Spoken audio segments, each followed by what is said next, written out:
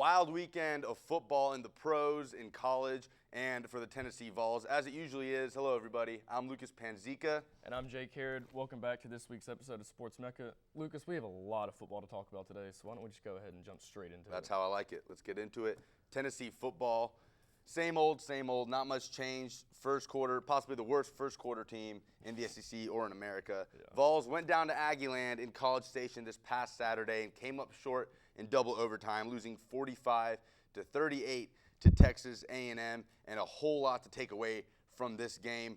Derek Barnett had some good pressure early on, which helped out the Vols defense, and things weren't looking too bad right here. Finally, we saw some trickery here from DeBoard. Jawan Jennings, we get to see that high school arm. Josh Dobbs, his second receiving touchdown of his career.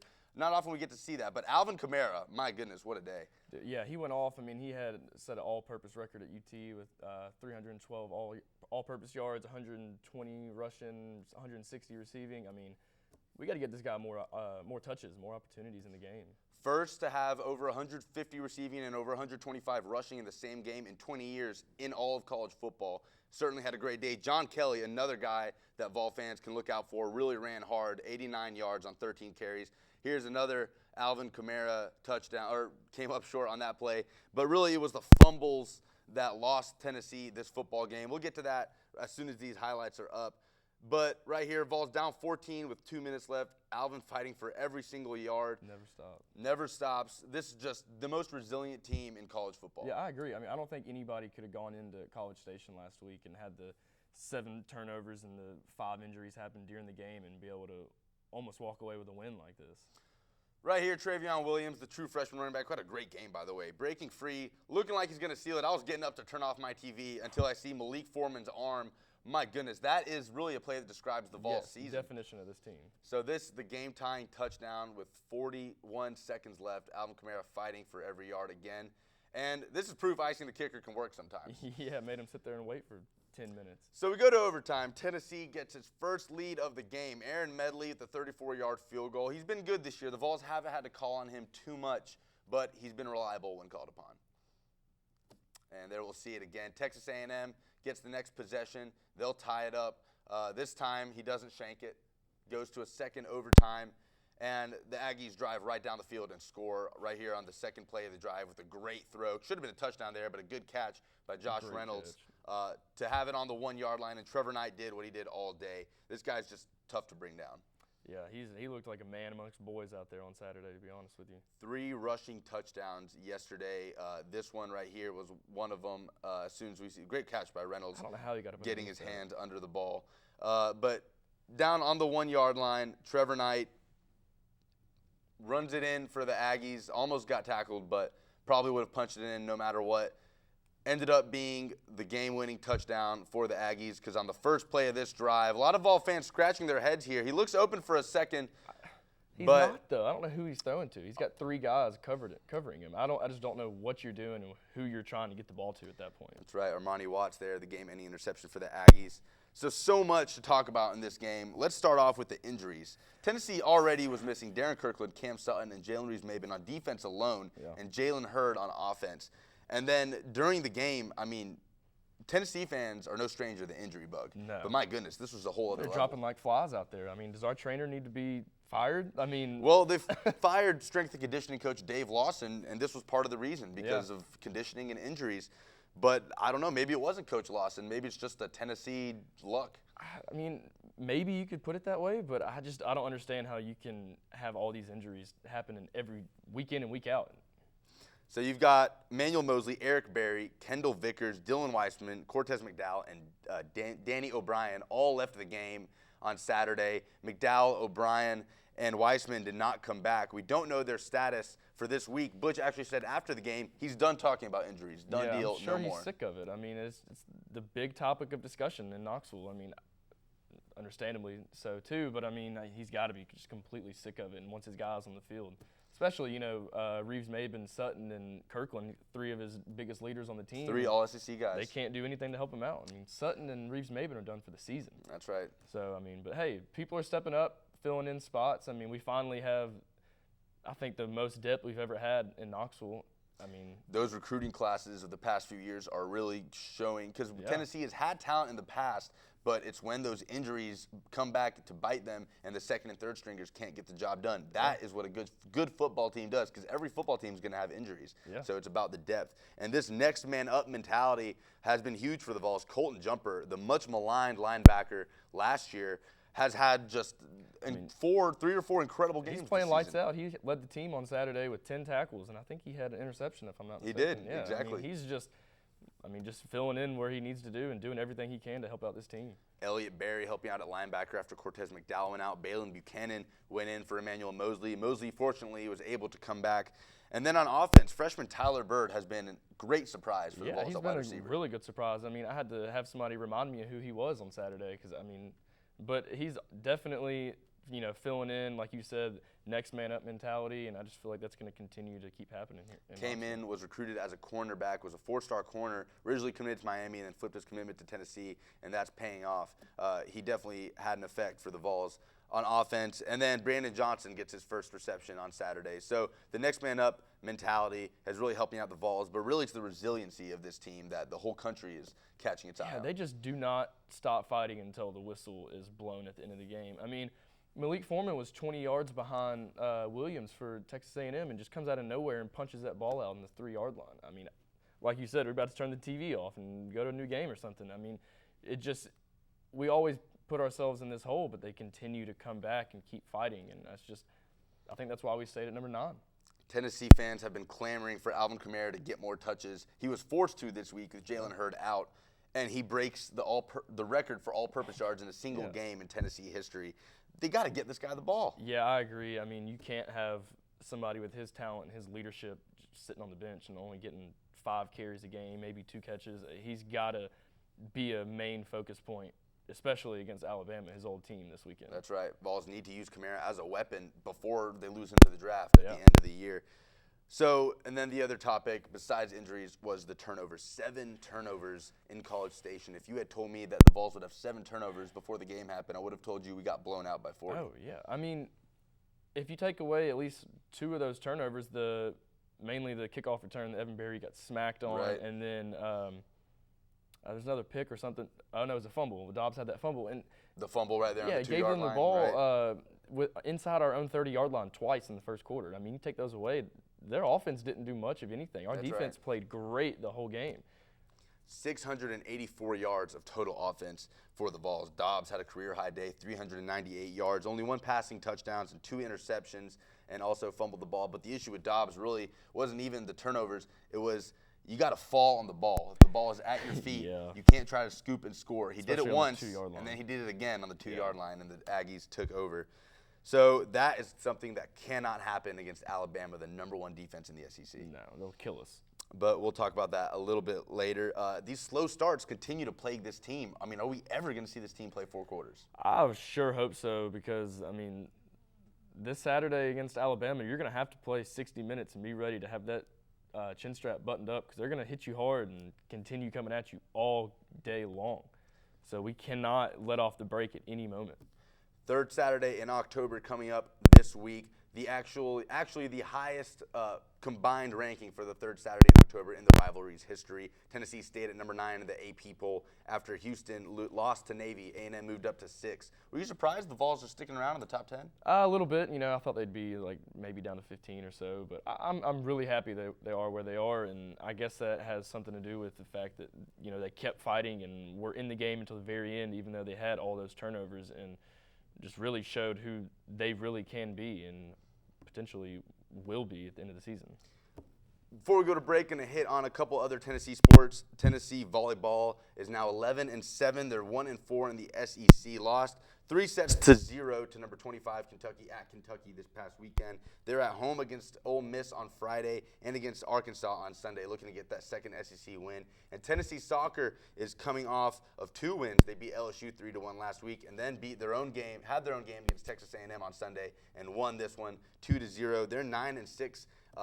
Overall, 4-3 in the SEC, looking to make that NCAA tournament. Hannah Wilkinson scored in both those games. She's got 9 goals on the season. She only needs 1 more to break her record for her career total in 1 season at Tennessee.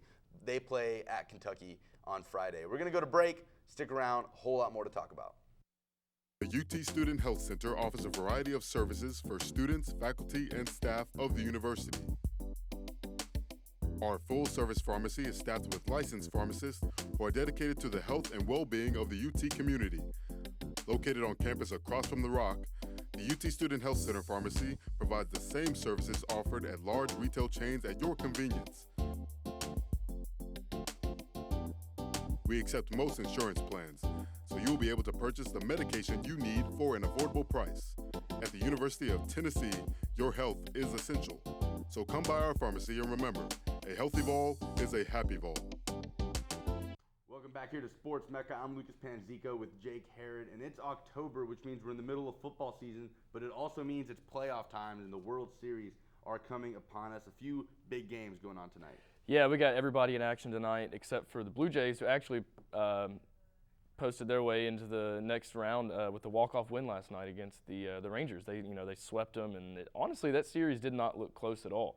But talking about these games tonight, do you think this is the year for the Cubbies? I mean, it's been over 100 years. Do you think this is finally the time Well, it's they been get it their done? year for over 100 years. We'll Yeah. see if it finally is. I do have the Cubs in the World Series. Okay. I have them playing the Blue Jays. What about you? Yeah, I've got the Cubs making it all the way to the World Series, and I got them playing the Red Sox. Hopefully that'll turn around for me with my pick. They're down 2-0 right now to the Indians, but they'll continue to fight and hopefully come back. But I don't think this is going to be the year they win. I think it's going to be another year of heartbreak for Cubs fans. I mean, they're right here, and they look so good. I mean, the whole pitching staff, everybody in the lineup. But I just think that when it comes down to it, they're just going to find a way to mess it up and not win. Kind of like the Cowboys, just find a way to mess up.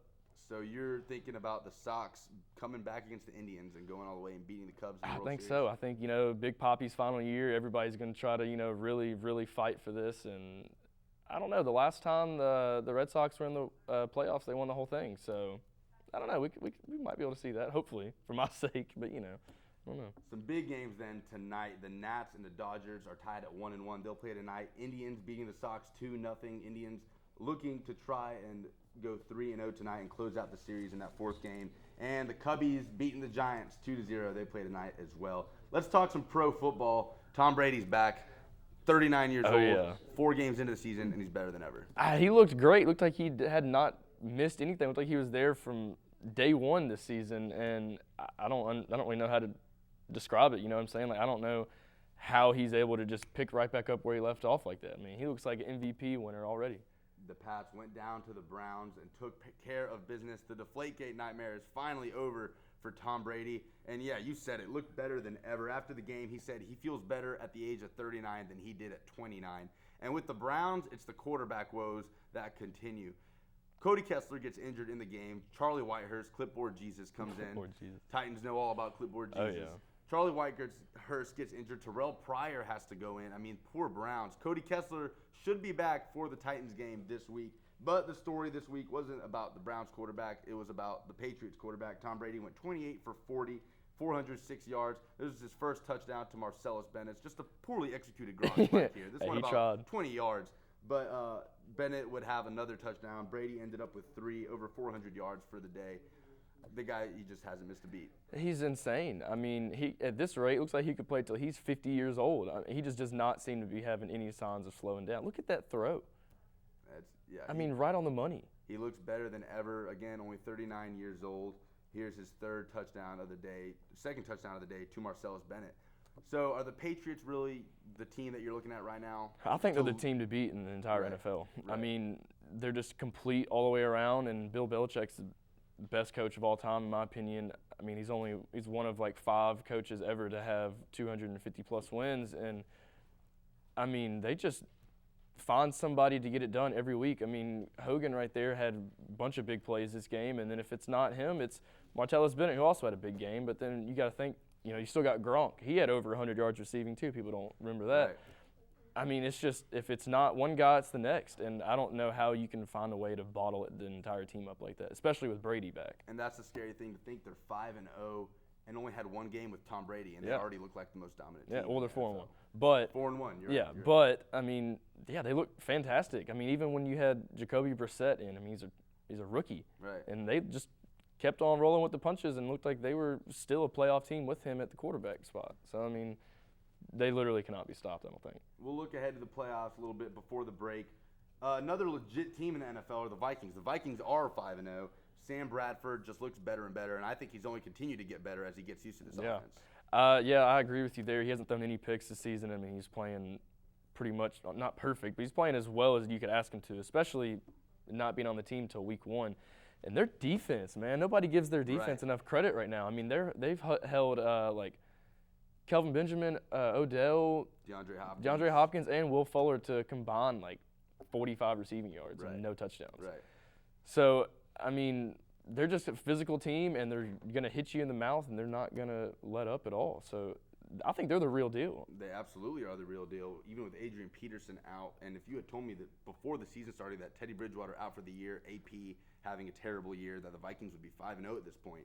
I mean, they've got a bye this week, and then they've got the Eagles in 2 weeks. That'll be a which is gonna great be game. An excellent game to watch. The defense is legit. They've been shutting down some of the biggest names in the pros, but the Cowboys, the rookies, are getting the job done. Tony Romo, no problem for the Cowboys. Yeah. Dak Prescott's in there, but it's Ezekiel Elliott who has put his name at the top of the list for Rookie of the Year. Yeah, I mean, he's got 540 rushing yards. That's more than 23 teams. 23 teams. Yeah, I mean, he's a stud, and their offensive line has got a lot to do with this. I mean, they just open up holes big enough for a semi-truck to run through. I mean, like, they just continue to just pound people and just run the ball down their throat. He only had 15 carries and had, 180 yards, something like that? Right. I mean, they look great, and I don't know who in the NFC East could potentially dethrone them from the number 1 spot.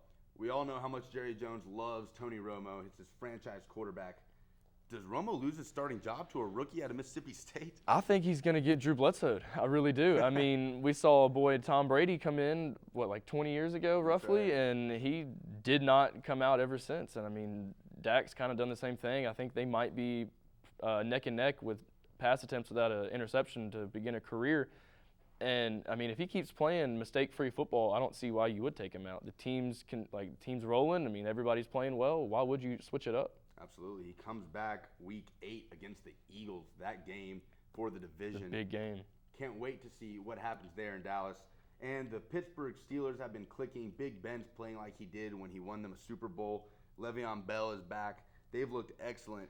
They've looked great in every game except for that one game. Yeah, except for that one game. I mean, their offense is probably the most explosive offense in the NFL. I mean, you could probably throw up New England too, but I mean, they just stretch the ball down the field, give it to Le'Veon Bell. He can catch the ball. He can run the ball, obviously. I mean, his first game back, he had 14 carries, like 140 yards, something. I mean, they look great too, and I mean, they could definitely push their way into the, going to the AFC Championship and maybe possibly Super Bowl into the season. Real quick, before we get to pick them, our Tennessee Titans finally get a good win, dominating the Miami Dolphins yesterday. 6 sacks, 2 interceptions for that defense. Marcus 4 touchdowns. Really looks in control of this offense. Yeah, I mean, he finally didn't turn the ball over. That's been his big bugaboo this season. He's trying to do too much most of the time whenever he's fumbling the ball. But DeMarco Murray, man, he's a great pickup. I mean, he's 3 consecutive games with over 100 yards rushing. Titans hadn't had that in over a season. So. All right, we'll move it along. That Titans rushing attack is starting to come together, though. Derrick Henry definitely. finally getting some carries.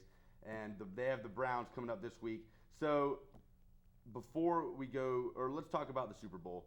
The AFC, I've got the Pats, Steelers, and Broncos as my 3 teams early on in the year.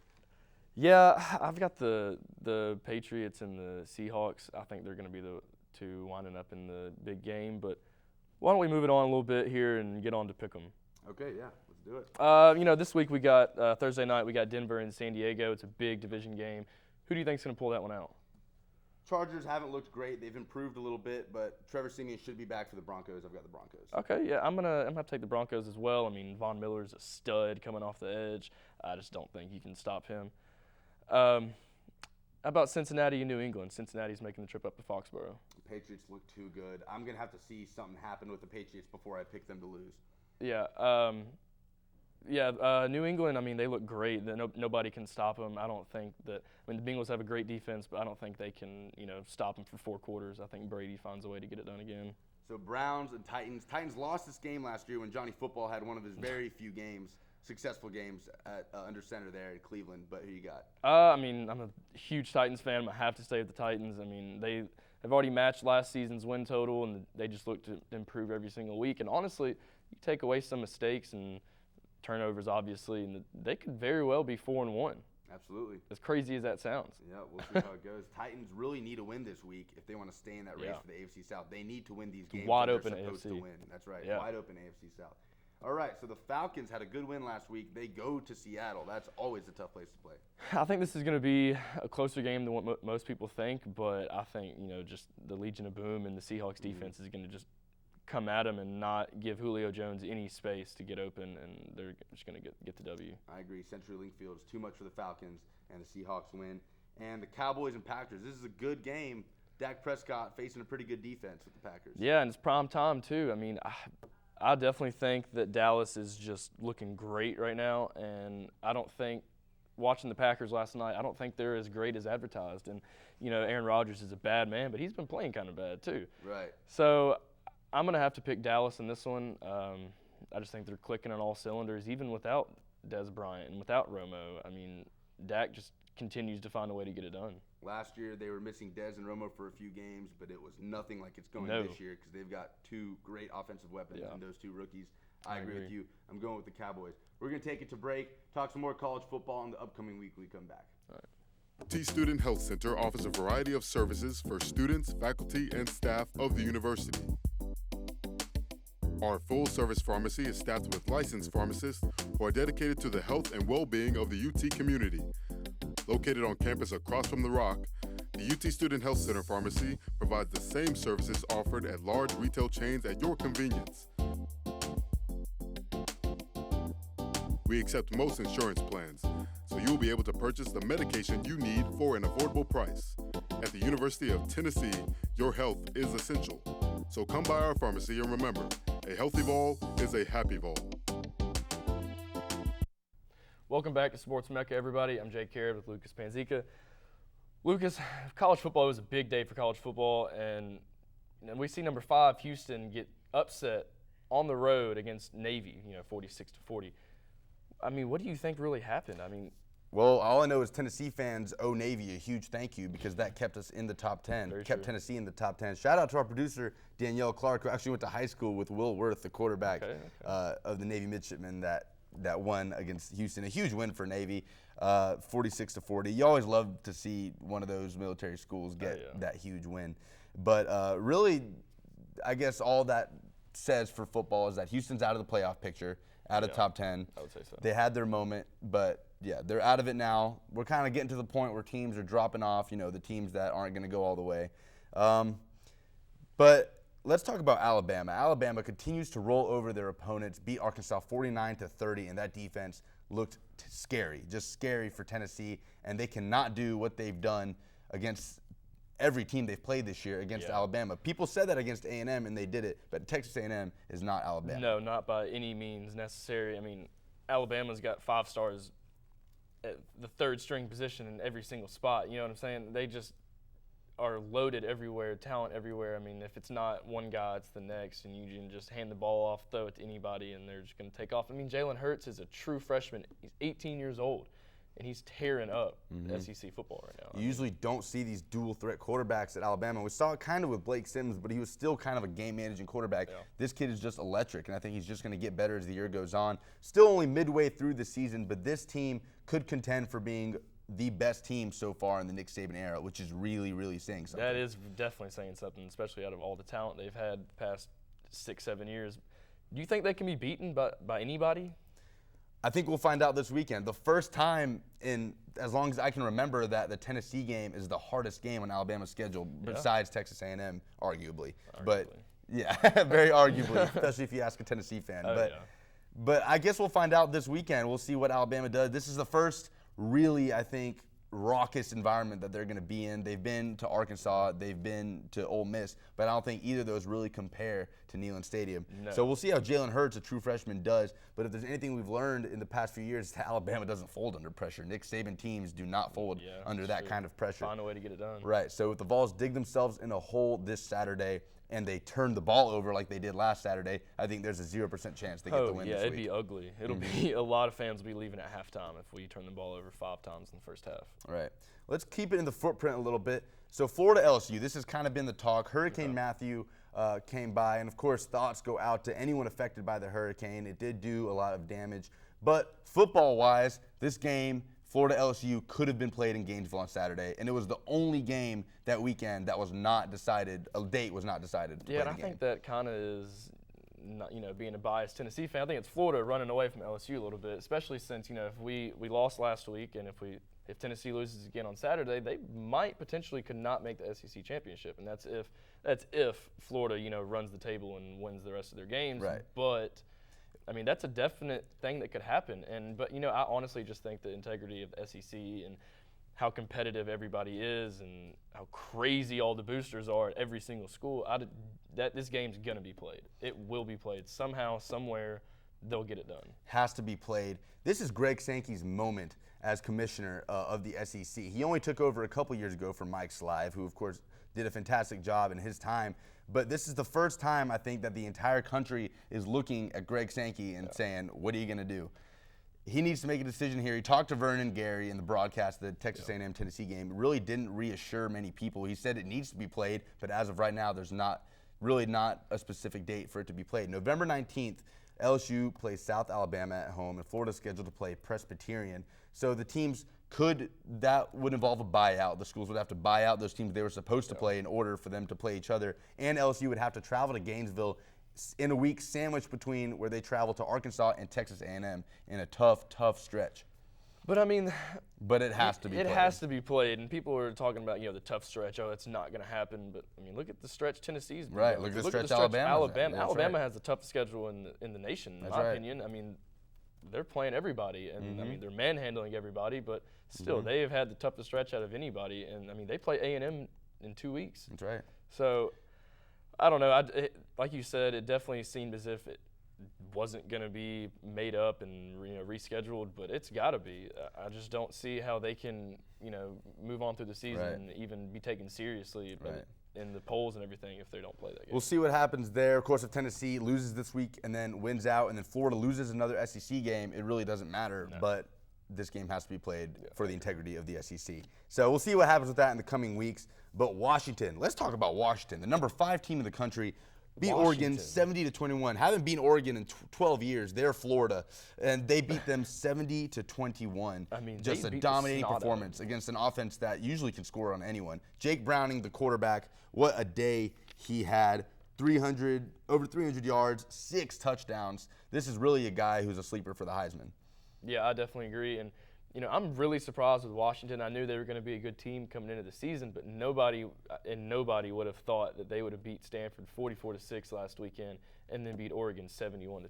Myles Gaskin ripping off a huge run. He's had a great year as well. Really, this Washington team is just hitting on all cylinders. Royce Freeman was shut down in this game. You'll see here, ball ripped out right there inside his own 10. Looks familiar for Tennessee fans. But Oregon goes down 70-21. This Washington team really does look for real. They beat Stanford 44-6 last week. That's another very good team. And like you said, the quarterback's playing great, but I think a lot of it has to do with their defense. I mean, they bottled up Christian McCaffrey, who's one of the top 5 players in college football, and they were just going after the ball this game. And they had how many turnovers? Like 4 in this game, something like that. I mean, they just completely are just all out running the ball, creating havoc. I mean, this defense is for real, and I think they're for real. They've got a favorable schedule going out the rest of the year, and if they win out and win the Pac-12, you really can't say no to them when it comes to letting them into the playoff.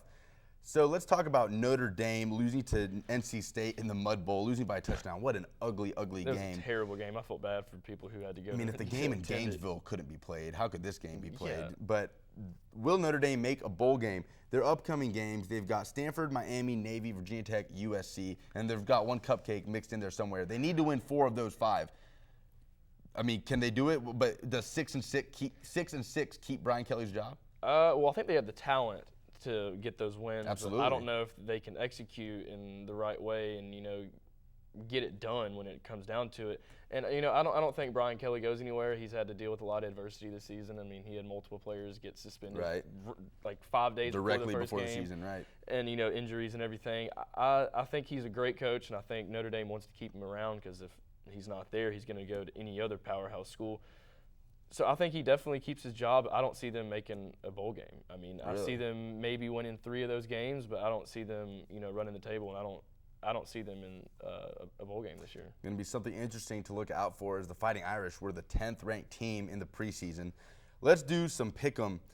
Ole Miss and Arkansas. Ole Miss, a 2-loss team, probably the best 2-loss team in the conference. Yeah, I agree. I think they're definitely the best 2-loss team, not only in the conference, but I think in the country, right? I mean, they were up big on Florida State at halftime. They were beating Alabama 24-3 at halftime at home, and then just collapsed. Here you go, take it, take the game from us. I mean, they're so talented. Their receivers all can go and get the ball. Chad Kelly's probably the top 3 quarterbacks in the nation, just throwing the ball. And yeah, I mean, I think they'll get it done against Arkansas on the road.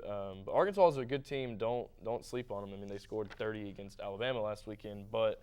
Yeah, I'm going to have to pick Ole Miss in this game. How about you? I've got Arkansas. I really like their offense. I think Austin Allen's going to turn out to be a great quarterback. I think he's going to put up better numbers than his brother Brandon did, which is saying something. Brandon Allen was a good quarterback. Yeah. And the offense did put up 30 against the Alabama defense, but also threw a couple pick sixes there. But, okay, Ohio State, Wisconsin, a great game. Game day will be there. Ohio State looks great this year. A lot of people are saying they should be number 1 over Alabama. Yeah, I could maybe argue that a little bit, but, I mean, until somebody else is running the table like Alabama is, I think Alabama's going to stay number 1 for forever. It seems like I'm gonna pick Ole Miss. I'm gonna pick Ohio State in this game. J.T. Barrett, he just set a record for touchdown passes at Ohio State. Wisconsin's a great team. They beat LSU week 1, but LSU has not been the team that people thought they were going to be. Obviously as Les Miles gets fired, but yeah, I'm gonna pick Ohio State. Almost did it again. Ohio State. Yeah, I think they're just going to get it done, find a way, all the playmakers that they have. I agree with you. I think Ohio State's another team. Can't wait to see that last game of the year on Rivalry Week, Ohio State-Michigan. I think both teams will be undefeated, and that game decides which of them goes to the Big Ten Championship or maybe the playoff. It could be. You never know what's going to happen in college football. Bama, Tennessee, here in Neyland Stadium. Bama's a 13-point favorite.